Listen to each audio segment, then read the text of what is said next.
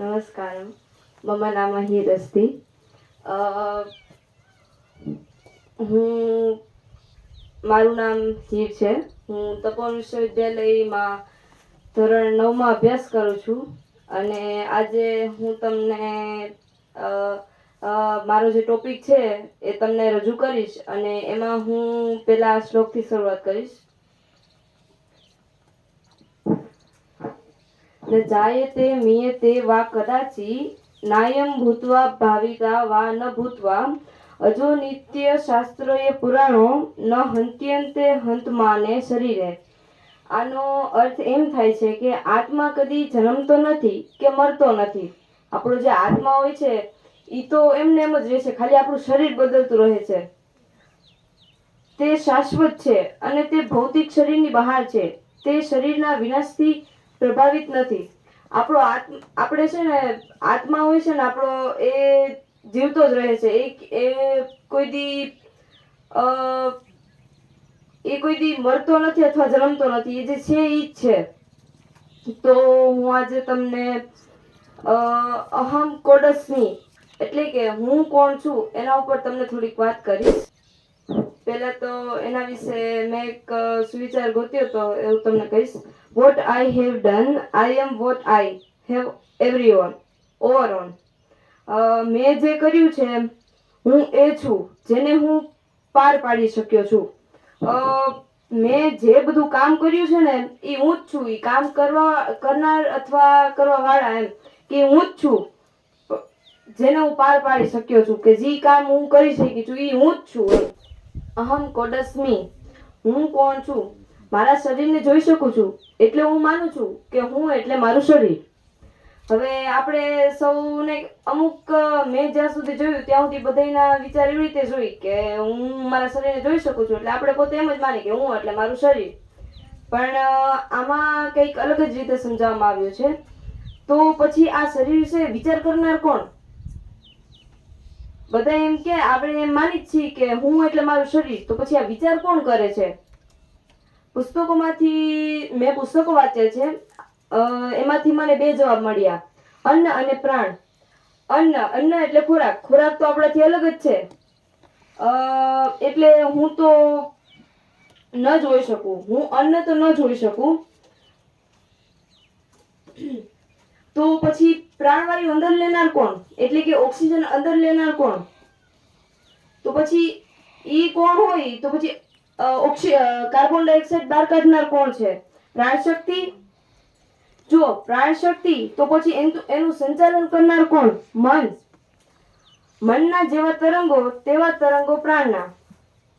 પણ મન વિશે હું વિચાર કરી શકું છું? તો પછી હું કોણ? મન જેનાથી બને છે તે હું કદાચ. મન બને છે વિવિધ પ્રકારના જ્ઞાન અને વિજ્ઞાનથી. હું જ્ઞાન હોઈ શકું? માનો કે હું જ્ઞાન છું. જેમ કે હું જ્ઞાન છું તો મને જ્ઞાનની થોડી જરૂર હોય. એમ કે આપણે અત્યારે અભ્યાસ કરીએ છીએ, ગણિત કરી, વિજ્ઞાન કરી, આપણે અભ્યાસ કરી. જો હું જ્ઞાન પોતે હું તો મને એ અભ્યાસ કરવાની કઈ જરૂર જ નથી ને. આખરે હું આ બધી પૃચ્છા શું કામ કરું છું? પૃચ્છા એટલે કે ઈચ્છા. હું આ બધી ઈચ્છાઓ શું કામ કરું છું? મારી જરૂરિયાત તો ખાલી આનંદ, શાંતિ, પ્રેમ, સુખની અને સંતોષની જ છે. હું માનવ છું, પ્રાણી નથી જ.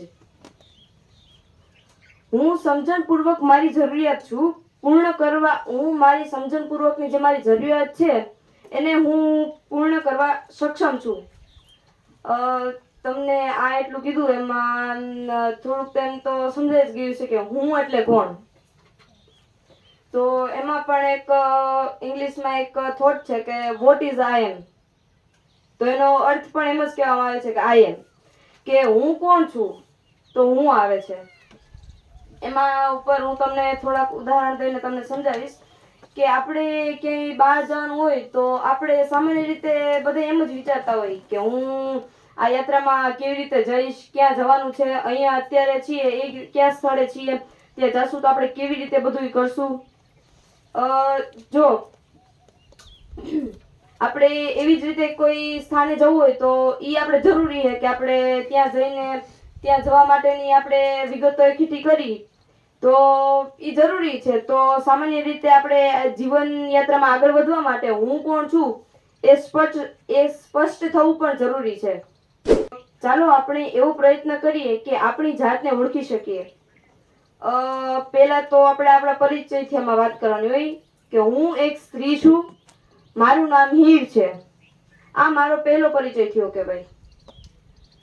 હવે જો હું મારી જાત સાથે બેસું તો મારી અનુભૂતિ શરીરના સ્થૂળ સ્તરથી સૂક્ષ્મ થતી ચાલે છે.